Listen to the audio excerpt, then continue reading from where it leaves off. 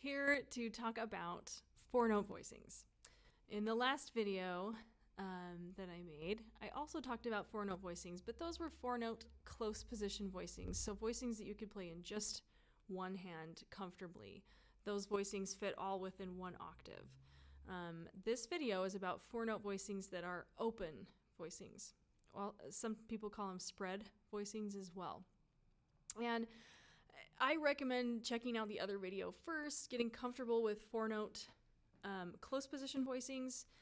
I've found in my experience that if you are comfortable with those close position four-note voicings, making the transition to the open voicings is pretty easy, honestly, and very smooth.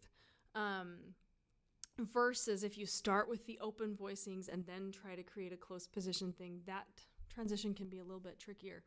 But, you know, it doesn't matter. You can do it how you want. So we all learn differently. So this method, this open position or spread voicing approach is very important. As a jazz pianist, when we comp for other musicians, let's say you're in a band and you got a drummer and a bass player and a horn player. Comping for those people, you are going to want to be able to spread out your voicings and not feel like everything is just enclosed within one octave in one hand, right? And being able to open and spread out these voicings really gives you so much autonomy and so much freedom to orchestrate how you please, to go between the spread sound and the close sound in an instant, and to go between a four-note sound and a two-note sound, or a six-note sound and a three-note sound, and to be able to make those kind of orchestrational choices in the moment. So with this method, you can also, it will also help empower you with your solo piano game. Because when you've got the more open spread thing happening and we're really comfortable with that, adding a melody note to a more spread sound becomes easier. And also, so that would be adding a note like above, something else on the top, but also going the other direction and adding notes below to play roots. So you can kind of take this and it will help your solo piano playing develop in terms of completely playing solo and accompanying, or I don't like to call it accompanying, so I shouldn't have said that, but playing like a duo with somebody where you're needing to cover a lot more and your role changes a little bit. This being able to play these open voicings will help you a lot. So this is the starting point for getting comfortable with that. So here we go. I'm gonna move my camera down. Boom. All right. So for reference, I always give a reference. Here's middle C on this piano, and if you watched the previous video, I'm going to go ahead and use the same key that we used in that video, which is the key of F, and look at a 2-5-1 in the key of F, just to kind of keep things consistent. And if you're comfortable and already worked through it in that key, then this will be more simple. But really, the concept is very simple. And as far as like understanding how it works, shouldn't be that complicated. So I'm going to go ahead and play our four-note close position voicings in the key of F. And these are, as I mentioned in the last video, these are stock voicings, right? These are stock voicings that most people learn at some point in their progression. Okay, so we're playing 3, 5, 7, 9, or a G minor chord. And then the C7 chord, we're playing 7, 9, 3, 13. And then the F major 7, 3, 13, 7, 9. If this is more helpful, I'll just say the note names as well. So at the G minor chord, I'm playing a G in my left hand, and I've got B flat, D, F, A. C7, I've got B flat, D, E, A. And then for the F major 7, A, D, E, G. Okay. So the reality is, to make these voicings spread out, it's all the same notes. All we're gonna do is take this note, which is the first note, or the second note in our chord. If we start at the bottom and go up, the second note, you could also think of it as in my method of creating a 4-note close position voicing, it's the last note we added to those 4-note voicings. So this D, we're just going to take it and move it up an octave. That's literally all. Everything else stays the same. So we had this 3-note voicing before. We added the D below, right? Or, sorry, we added it in the middle. All we're going to do is take that instead and add it above. And we're going to play the voicing in 2 hands because now our voicing is spread out, and the idea is that you would play it in 2 hands. How you divide the notes between your 2 hands is completely up to you. There is no right or wrong way to do it. The ultimate reality and the long-term reality is that you'll be switching it up all the time. So if you are comfortable with 3-note voicings like this in your left hand, you may just want to play the 1 note on the top in your right hand. Okay, you know, or you could play this on the top of the F major 7 if you want. Or for some people, it's very easy or easier to think of it as the 3rd and the 7th are in your left hand, right? And they are on the bottom of the voicing. In this spread approach, the 3rd and the 7th are always on the bottom of the voicing. And the tension notes, here we have the 9 and the 5, they are in the right hand. And the next chord, C7, I'm going to play the 7 and the 3 in my left hand, and the tension notes, the 13 and the 9 in my right hand. And then for the F major 7, same thing. 3, 7, 9, 13. Okay. So that can be an easy way to break it up in your brain. It's just left hand playing 3rds and 7ths, right hand playing tension notes. If you are notating this on a sheet of paper, notating the 3rd and 7th in bass clef and the tension notes in treble clef, that's a good way to do it. Obviously, some key, you know, when you're getting up a little bit higher, it gets that might get a little challenging. But generally speaking, that can be a way to notate it, to make it easy to kind of process what is happening where. So that's it. That's the gist of it. I'll go ahead and show you in the other inversion. Now, one thing I want to mention, with the 4-note close voicings, I talked about how important it is to play roots along with those chords so you hear that root movement. Okay, this is another way that I make a case for learning it that way first, learning the close position voicings first, or at least getting somewhat comfortable, because you can practice them with the roots at the same time. Here, we're spread out, so there's not as much, it's a little bit trickier to play the roots. You still can go like this.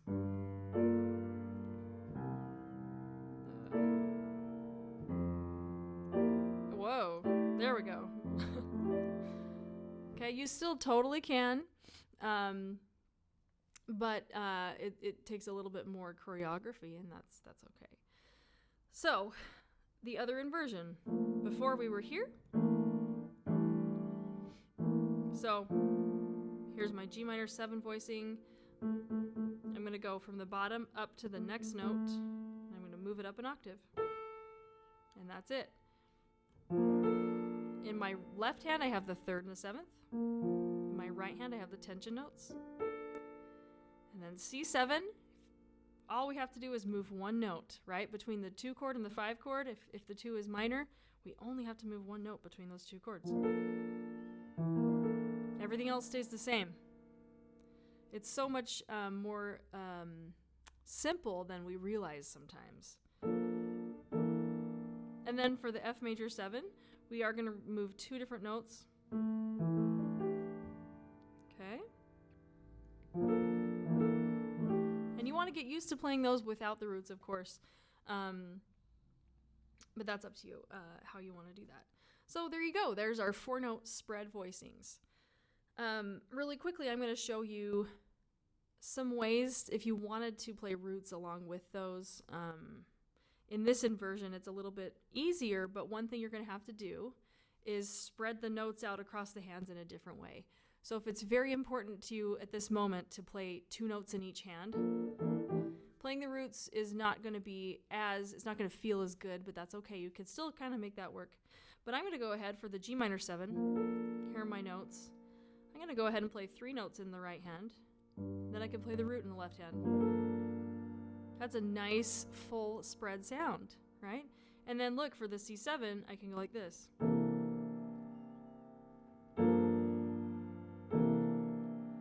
For the F major 7. Okay, so it's all the same 4-note voicings. All I'm doing is adding the root in my left hand. And you'll notice that the left hand in this situation is either playing root and 7 or root and 3rd. Now, that particular approach is not necessarily a formula you can just apply to any key all over the place, because if you get down very low, let's say you're playing a 2-5-1 in the key of A flat. So it got B flat minor, whoa. Already it sounds so muddy. Oh, yeah, that's too low. Like, no. I could do it up here. Yeah, that's fine. But it might be ultimately a little bit higher than I want it to be. It's not bad, right? But maybe I want my roots to be sounding a little bit lower. So in that case, I might switch and do that. So it's just, you have to be considerate of the range going up and going down. But back to our key of F, right? That's a way to kind of do that. If I did the other inversion, as I kind of showed you already, it's a little trickier. I'm not going to play my G major or my G root up here. I need more body to the root. I can do that though. That's, I can reach that, but not everybody else can reach that, and I don't have that big of a reach. Okay, so then C7. Sure, it works, but man, I'm at my limit in my left hand, and in the moment of a tune, that might be a little bit much. But let me show you just briefly. I'll go through a little bit like the A section of Have You Met Miss Jones in terms of like making this, looking at this with a tune. So first of all, I'll just show you those open position voicings. And I'm going to be adding roots to this in a minute to show you that too. Okay, so we're going to look at this in the context of like the A section of Have You Met Miss Jones, right? And just the way these kind of open position 4-note voicings can flow through a tune. And I'll be kind of shifting my range around depending on where I want to be close to middle C. And also, I'll show you this with playing roots at the same time in a minute. So that will play into kind of some of my choices with range as well. So F major 7 is the first chord. I'm going to start here. I could start here, but whatever. I'm making a choice. They both accomplish the same thing. F major 7, B flat 7. Also, I'm not going to be playing any altered tensions on my dominant chords at this moment. Normally, in the context of performing this tune, I would. Okay, so then we got A minor 7 is the next chord. I'm going to move up here because I feel, for my preference, that's a little low for A minor 7. Like, that sounds like C major 7 to me. It sounds nice, right? But it's really A minor 7. And even with the root, it's a little muddy. So here we go. A minor 7, D7, G minor 7.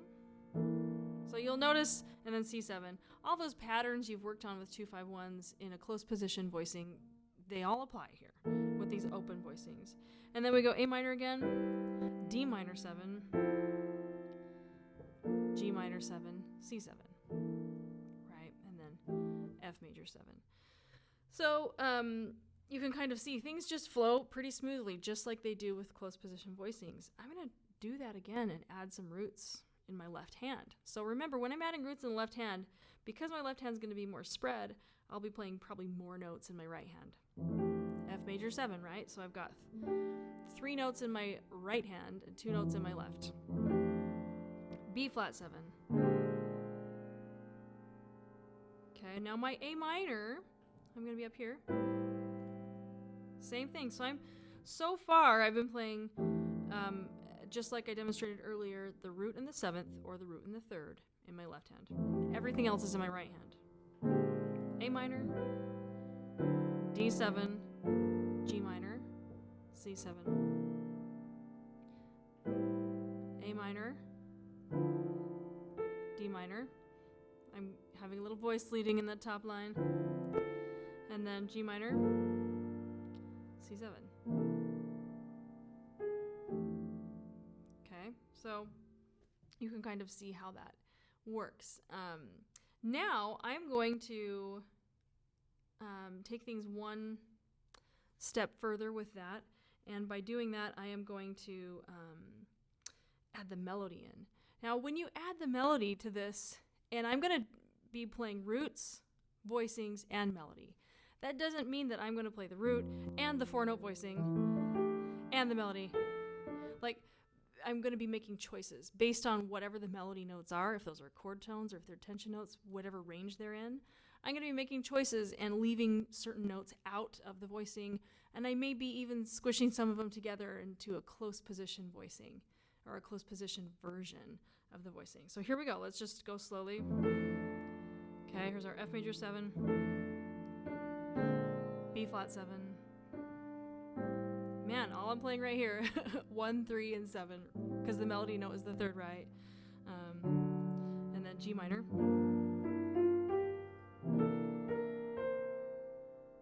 Okay, I'm actually able to do root, and I could add another note here, but I think it gets in the way of the melody. A minor. And I gotta kind of do a little working out to get this chord with the melody and the root.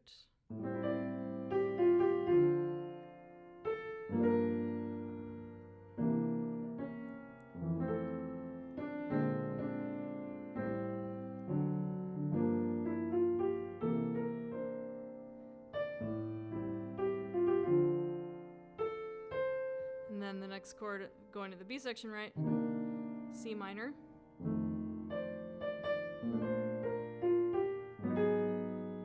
This song's a great workout because the bridge goes through a couple other keys, right? So we're B flat, A flat major, D flat 7, G flat major 7.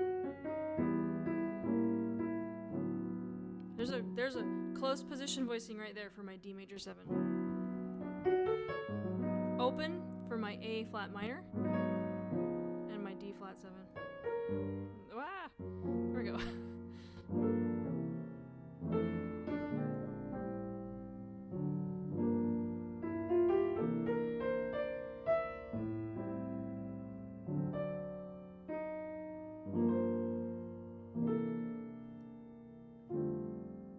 Right. So that just gives you an idea. That's really basic. I'm playing some pretty stark voicings and stark sounds there. But just to show you kind of how to start working things out and what it looks like when you're spreading things out between two hands, trying to play the melody and the roots and some sort of voicing in the middle, always making a choice of what to leave out and what to add in.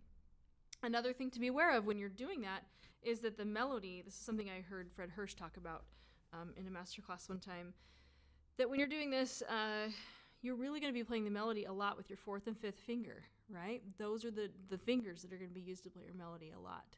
Of course, you're going to use the others too, but that's an interesting thing to think about in terms of how you're spreading things out. So that's just kind of an overview of open position 4-note voicings for the piano. All of this can be applied to arranging and composition as well. If you're writing a chart for a big band and you're stuck on some voicings for your horns, those close position voicings and open position voicings are great.